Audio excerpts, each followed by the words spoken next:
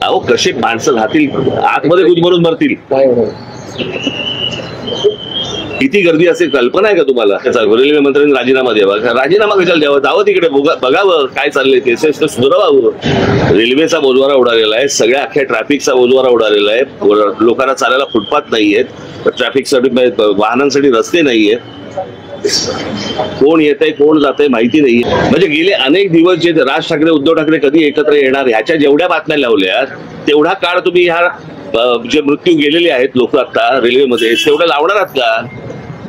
मुंबई घटना घडली आहे, रेल्वेमध्ये 5 जणांचा मृत्यू झालाय, रेल्वेतून लोक बाहेर पडत होते, कसं बघतं सगळं? यंत्रणा फेल झाली आहे का मुंबईची?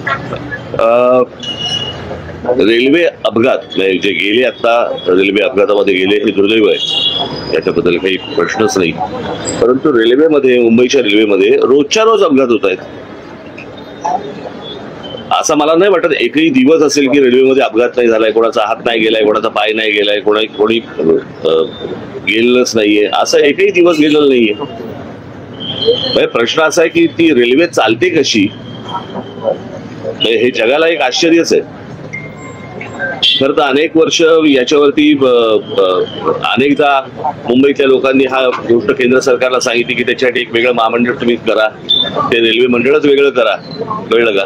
अजूनही काही होत नाहीये त्या सगळ्या गोष्टींसाठी. आणि रेल्वे मुळात एक गोष्ट आपण बघितली पाहिजे याच्यातनं की या शहरांचं सगळ्याच आपल्या शहरांचं काय झालंय. नुसता हा रेल्वे पुरता मधील विषय नाहीये.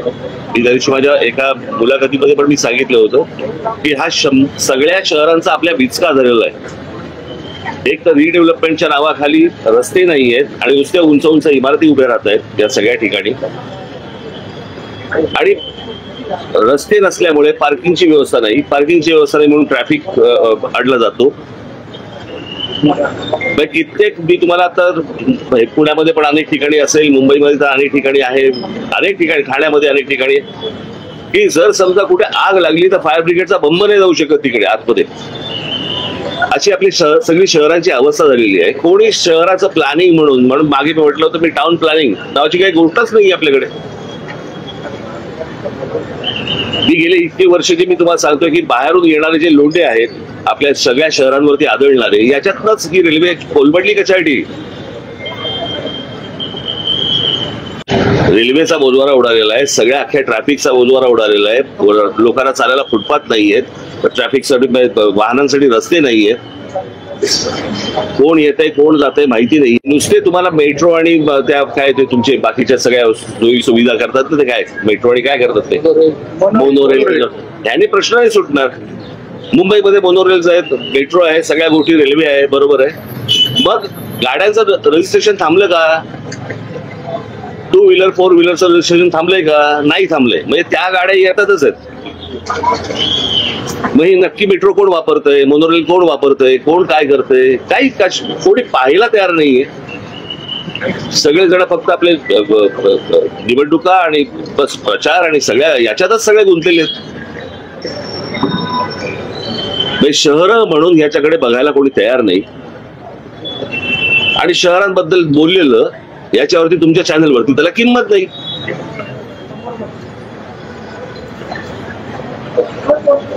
म्हणजे गेले अनेक दिवस जे राज ठाकरे उद्धव ठाकरे कधी एकत्र येणार ह्याच्या जेवढ्या बातम्या लावल्या तेवढा काळ तुम्ही ह्या जे मृत्यू गेलेले आहेत लोक आता रेल्वेमध्ये तेवढं लावणार आहात का?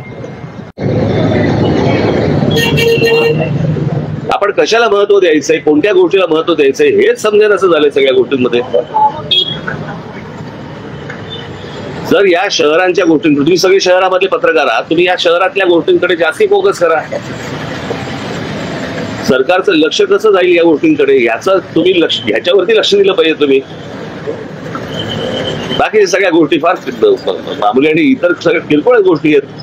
जे काय राजकारण चाललं, तुला काय वाटतं, तुला काय वाटतं, तुला काय वाटतं. दुर्दैव आहे. मला असं वाटतं केंद्र सरकारने या गोष्टींकडे लक्ष दिलं पाहिजे, तातडीने लक्ष दिलं पाहिजे. की रेल्वेमध्ये त्या प्लॅटफॉर्मवरती रोजची जर समजा तुम्ही गर्दी बघितली तर लोक आतमध्ये कशी शिरतात आणि कसे बाहेर येतात. रेल्वेने प्रवास मीही केलेला आहे. कॉलेजमध्ये असताना मी 2 वर्ष मी हार्बरने प्रवास करायचो, त्याच्यामुळे मला माहिती आहे रेल्वेचा प्रवास काय असतो. आणि रेल्वे स्टेशनवरती गर्दी त्यावेळेला गर्दी खूप कमी असायची तशी. पण ज्या प्रकारचे आपण रेल्वे प्लॅटफॉर्म बघतोय आता, तुम्ही संध्याकाळी तुम्ही मुंबईचा प्लॅटफॉर्म बघून दाखवा, तुम्ही आज शिरून दाखवा मला त्या ट्रेनमध्ये. आणि त्याच्यानंतर ती सगळे जण जे प्रवास करत असतात त्यांच्या चेहऱ्यावरती एक स्मित हास्य असतं किंवा काही बाबा असे काही विलक्षण आहे सगळं. सर, हा अपघात घडला पेट्रोल स्टेशन. बरेचदा प्रवासी तक्रार करतात, खूप एक डेंजर कर्व आहे तिथं, म्हणजे बरेचदा दोन गाड्या जेव्हा क्रॉस होतात आणि त्यामुळेच हा कर्व असल्यामुळे दोन जेव्हा लोकल क्रॉस करत होते ते घासले गेले, लटकतात दरवाजा. हे काय नव्याने हा काऊन निर्माण नाही झालाय, हे माहिती आहे ना लोकांचं, कळलं का? रेल्वे मंत्री म्हणून काय करतात आता हे सगळं आनंद घेतात. रेल्वे मंत्र्यांनी राजीनामा द्यावा. राजीनामा कशाला द्यावा? जावं तिकडे बघावं काय चाललंय ते सुधारावं. फेऱ्यांची संख्या वाढत नाही, त्यात नाही सगळं. अहो तुम्ही एकदा मुंबईच्या रेल्वेमध्ये प्रवास करून बघावं, मग तुम्हाला कळेल मी काय म्हणतो. ऍडमिनिस्ट्रेशनचं म्हणणं याच्यावरती क्लोज एसी लोकल नव्हती, मग ते फिजिबल वाटतं. अहो कसे माणसं राहतील आतमध्ये गुदमरून मरतील, किती गर्दी असेल कल्पना आहे का तुम्हाला? पण माणूस हरकत होती, म्हणजे त्याची एक जागा बाबा बाहेर पडण्यासाठी पाहिजे, एक जागा आत जाण्यासाठी पाहिजे. काही नाही, जिथनं बाहेर पडतायत तिथनं आत जातायत, परत याला उतरायचंय तोच परत पुढच्या सेक्शनवर जातोय. आता जो अपघात झाला त्यावेळेस तिथं सुविधा पण मदत कार्य पण लवकर पोहोचलं नाही. मागे पण नाही का तुम्हाला आठवत असेल की त्याच्यावरती आंदोलन झालं होतं, त्या ब्रिज मध्ये सगळे पडला होता आणि सगळं झालं होतं. असं सगळ्या ठिकाणी आहे. माणसाची किंमतच नाही हो आपल्याकडे देशात. सकाळी घरी गेलं तर संध्याकाळी येईल का नाही माहित असतं. याचं कारण माणसाची किंमत नाहीये. ही गोष्ट जर समजा जगात कुठेही घडली असली ते कसे बघतात त्याच्या गोष्टींकडे? आपले हे सगळे जातात ना आता परदेशामध्ये जातात, सगळे जग बघून येतात. मग हे सगळे मंत्री संत्री जे जातात ते काय नक्की घेऊन येतात? तिकडची रेल्वे तुम्ही आणू नका, बाकी विचार तरी आणा, तोही नाहीये. फ्रस्ट्रेटिंग आहे.